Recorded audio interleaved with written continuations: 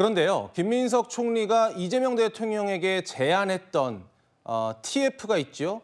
관련된 목소리 듣고 이야기 이어나가죠. 헌법 존중 정부 혁신 TF를 정부 내에 구성했으면 좋겠다는 제안을 드립니다. 12.3 비상계엄 등 내란에 참여하거나 협조한 공직자를 대상으로 신속한 내부 조사를 거쳐서 합당한 인사 조치를 할 수 있는 근거를 확보하는 것을 임무로 하려고 합니다. 당연히 해야 될 일 같아요. 특검에 의존할 게 아니고 독자적으로 해야 될 일 같아요. 바로 이 헌법 존중 정부 혁신 TF를 꾸리자 이렇게 제안했고 대통령이 당연히 해야 된다라고 했습니다. 그런데 야당은 이른바 내란몰이 TF다라고 반발을 했죠. 그런데 이 TF에서 공무원들의 휴대폰을 제출받기로 하면서 반발은 더 거세지고 있습니다. 목소리 이어 듣고 오겠습니다. 국가가 75만 공무원 여러분의 휴대폰을 털어보겠다고 합니다. 공직자 여러분의 휴대폰에 담긴 모든 내용을 국가가 손에 쥐게 될 것입니다. 앞으로 강압에 의해 국가가 아닌 이재명을 위해 일해야 될 것입니다. 휴대폰 제출에 자진 협조한 자는 승진 대상, 제출하지 않은 사람은 척결 대상. 여러분이 꿈꿨던 대한민국 맞습니까? 의식 있는 공무원 여러분, 강력하게 저항하기 바랍니다. 장유미 대변인님, 물론 야당에서 거세게 반발을 하고 있는 내용인데 사실 휴대폰을 제출해라라는 거는 조금 법적인 위헌 소지가 없습니까? 그런데 김민수 최고위원이 이야기하는 것처럼 75만 공무원한테 언제 휴대전화를 다 제출받겠다 그랬습니까? 그리고 영장주의에 의해서 영장 없이 본인이 원하지 않으면 제출받을 수 없습니다. 그 공직사회에 자괴감이 있다는 겁니다. 이를테면 이 불법 계엄, 외교부에서는 해외에 이거는 정당했다, 이거는 적법한 절차를 거쳤다라고 문서 보내지 않았습니까? 예. 그런 부분을 다 수사할 수 있습니까? 사법부는 야간에 회의를 개최해서 우리가 계엄군의 통할 아래 들어가는데 그 후속 조치를 어떻게 할지 논의했다는 기사도 지금까지 남아 있습니다.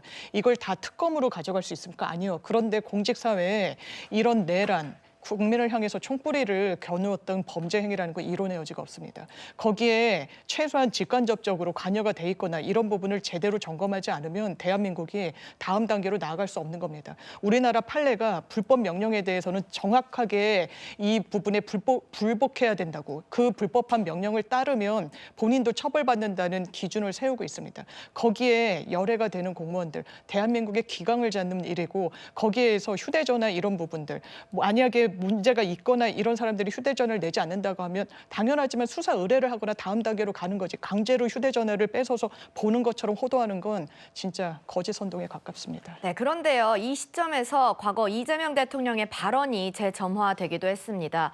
이민찬 부위원장님, 사고를 치면 휴대폰을 뺏기면 안 된다라는 얘기를 성남시장 시절에 했었던 것 같네요. 그렇죠. 휴대전화에는 모든 게 담겨 있잖아요. 지금 그래서 수사기관에서도 가장 먼저 하는 게 휴대전화 압수수색이고 포렌식입니다. 그렇기 때문에 이재명 대통령도 과거에 그런 발언을 했던 것인데요. 저는 민주당이 이 헌법 존중 TF라는 외피는 썼지만 결국 본질은 내란몰이다 이렇게 평가를 하는 것이요. 정치적 목적을 갖고 특정인을 찍어내기 위한 이제 사전 정치 작업이다 이렇게 봅니다.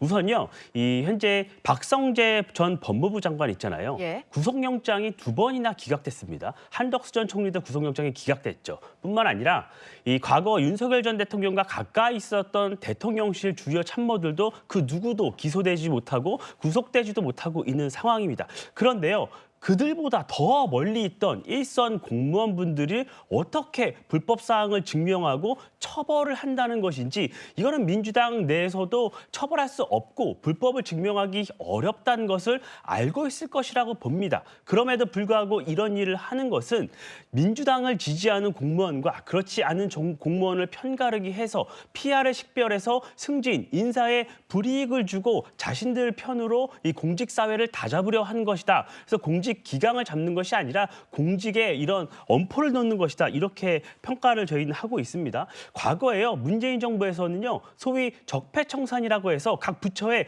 적폐청산위원회를 만들고 그들의 일일 행보 낱낱이 다 파헤친 적이 있어요. 그렇게 해서 수사를 하다가요, 몇 분이 극단적인 선택을 한 적도 있습니다. 저는 그런 안타까운 일이 또다시 벌어질까 봐 걱정이 됩니다. 김민주 부대표님, 네. 반론 포함해서 여쭤보고 싶은 것이, 그러니까 군인들 같은 경우에는 명령을 따를 수밖에 없었던 군인들에게는 책임을 묻지 않겠다라는 이야기도 했거든요. 그런데 공무원들은 왜 윗사람들 말고 일반 공무원들까지 조사를 하겠다는 건지.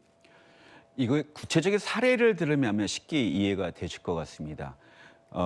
비교적 하급 공무원 그리고 일반 사병 부사관들에 대해서는 책임이나 문제를 삼지 않겠다라고는 이미 밝혔고요. 예. 다만 이런 일이 있었습니다. 저도 이제 계엄 내란 당일날 국회를 들어가려고 하다가 못 들어갔습니다. 근데 경찰이 막아섰는데요. 그때 막아섰던 담당 경정 경비대장이 굉장히 단호하게 자신의 의지인 양 얘기해서 제가 몸싸움을 하면서 세게 물어보니까 나중에 서울청장이 지시였다라고 이제 밝혀졌습니다. 그래서 이 부분에 대한 그의 태도 그리고 그날 당일날 F4 소위 회의가 있었습니다. 회의에 참석했던 분들이 발표한 내용을 보면 기재부와 한국은행은 계엄 정국의 계엄 당국에 협조하겠다. 그리고 외환과 환율 그다음에 국제 신인도에 문제가 없다라는 보도자료를 발표했습니다. 계엄 시간 불과 3시간 이내에.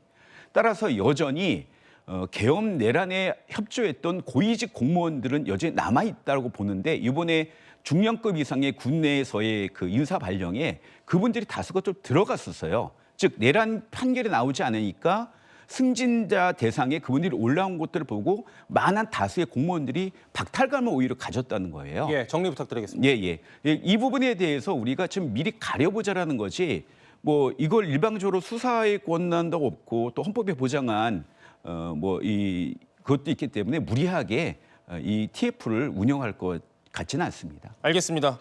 무리하게 운영할 것 같지 않다라는 그 이야기를 한번 지켜보도록 하겠습니다.